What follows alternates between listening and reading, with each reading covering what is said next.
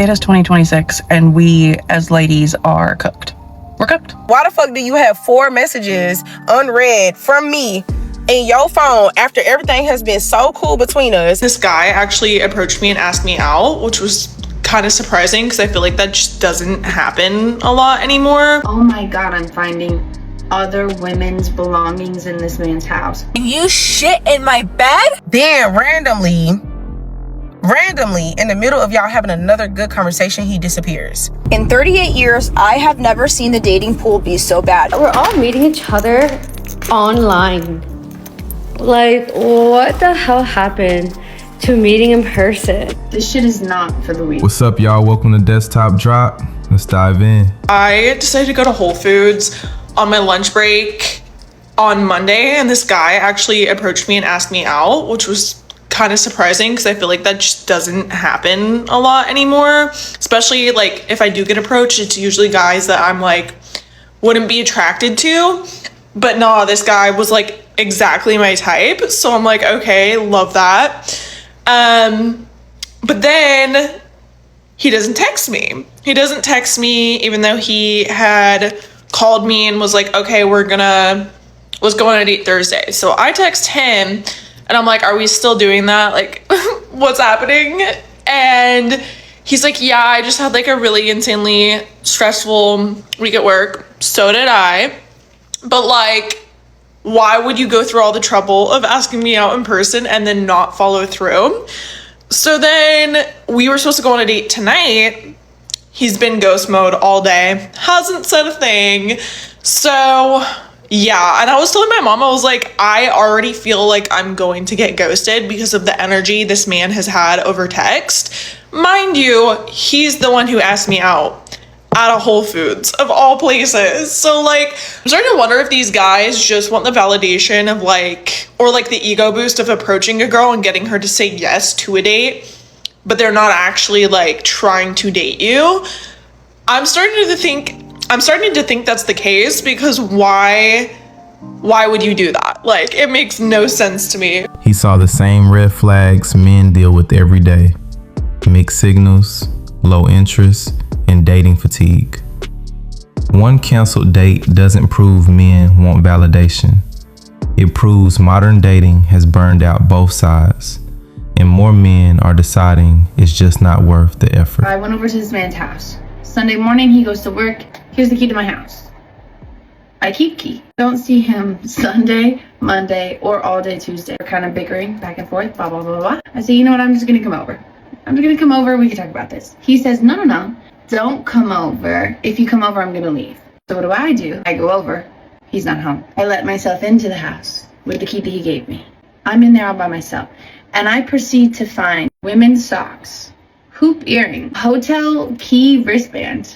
There's 2 loofahs in the shower, not mine. Also, 2 toothbrushes sitting next to the sink. But this is odd. I was over there Saturday night. I brushed my teeth with a purple toothbrush. That toothbrush is now in the trash. There's a blue toothbrush next to his toothbrush. Right. Not answering his phone. My thing is like a psychological warfare game. What can I do that is going to be the most inconvenient and annoying thing possible? I am now a proud owner of a Roku TV remote. This is the toothbrush. That was my toothbrush. It was in the trash. I have acquired friends. I'm on the phone with my friend, screaming and yelling, oh my God, I can't believe I'm finding these things. She said, take this, take that, take this, take the microwave plate. I didn't want to carry the microwave plate in an Uber, but I did take every single spoon in that man's house. Good luck brushing your teeth. Good luck using your TV.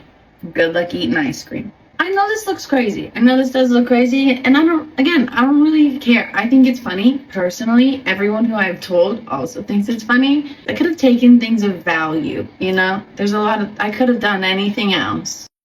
This shit is not for the weak. Sitting there processing like, oh my God, I'm finding other women's belongings in this man's house. Mind you, I was just there 3 days prior. She thought taking spoons was the flex. The real lesson is this: When a man tells you not to come over, showing up anyway isn't exposing him. It's exposing why more men guard their peace and their privacy. Some crazy work to come back to my house after us having a great date, and then I wake up early, let you sleep in, make you coffee, and you shit in my bed? Not okay right now. I am not okay at all. I am currently on my way to pick up a fucking industrial carpet cleaner to clean my mattress. Man, what the actual... I matched with this guy on Hinge. We're talking for a couple weeks. You know, the DMs are getting saucy and spicy. You know, it's like McNasty. We already knew what was happening, okay? We finally go on a date last night. Jeremy, he is great. I even took a spicy cube before the date because I was like, it's already locked in, you know? I had showered, fresh hair. I was freshly waxed, and the date's really great. So much so that I'm like, yeah, like, let's go back to my place, get into some shenanigans. And we did. Woke up this morning, let him sleep in. I made us coffee. We went on a little walk around my neighborhood. He leaves. And then I go, okay, well, probably should wash my sheets because, you know, and there's a fucking dookie in my bed. Not just like some little rabbit Cocoa Puffs, like a full ass fucking dookie. Lawyers here, can I sue this man? Can I actually sue this man? Like, what the? How can you be so diabolical and so filthy? Like, guys, what are we doing? What are we doing? Why would good men keep taking dating seriously when this is the level of chaos they're walking into? Stories like this don't make men want commitment. They make them want the exit. In 38 years, I have never seen the dating pool be so bad. And I'm going to give you an analogy that is going to change your life. You know the saying, there are more fish in the sea? We're not dealing with fish in the sea anymore. We're not dealing with healthy fish.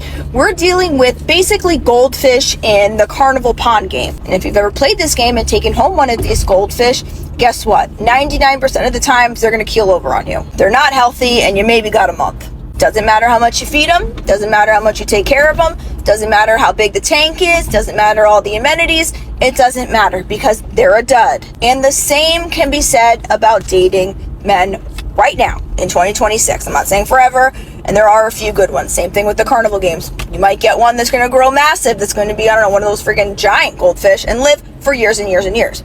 But 99% of them are going to, you know, croak. So you cannot blame yourself. And I'm not saying this from a way of like every single person doesn't have things that they can work on. Of course you can. But the problem is the opposite gender never has the thought of saying something's wrong with me. Let me seek out help. Let me see what's going on. Let me see what I can learn. Let me see how I can change my circumstances to help in dating. They don't think that way. They just change the woman, not their circumstance. And that, in and of itself, is why women are having so much trouble dating right now. Because the pool is toxic, okay? It's a toxic little puddle, shallow, it's a spring rain shower puddle, okay? It's tiny. And it's, you know what? It's not even a puddle. It's the liquid at the bottom of a garbage can, okay? And the goldfish in there are the ones that you're seeing, like, which one is the best one? They're all bad. She called the dating pool garbage. But if every man you pick disappoints you, the problem isn't the pool, it's your filter. It is 2026, and we as ladies are cooked. We're cooked. Stick up for me, I'm done. I reactivated my Facebook dating today and matched with a man, 44, super attractive, never married, never had kids. I'm like, okay, let's see what's happening here. Let's see what's happening here. And he proceeds to tell me that his only requirements are a fat ass. Like, you don't want to know if she can read or read well or read at all. No reading comprehension, but just a fat ass? Really? That's it? That's your only requirement. He proceeds to follow that with, she doesn't have to be smart and she doesn't have to have a pretty face. Just a fat ass. 2026. That's what we're looking for. She says women are cooked. No. Women just spent years rewarding men for looks first. Now they're shocked some men do the exact same thing. It was so diabolical. And like, that realistically drives me insane while dating in this like damn generation.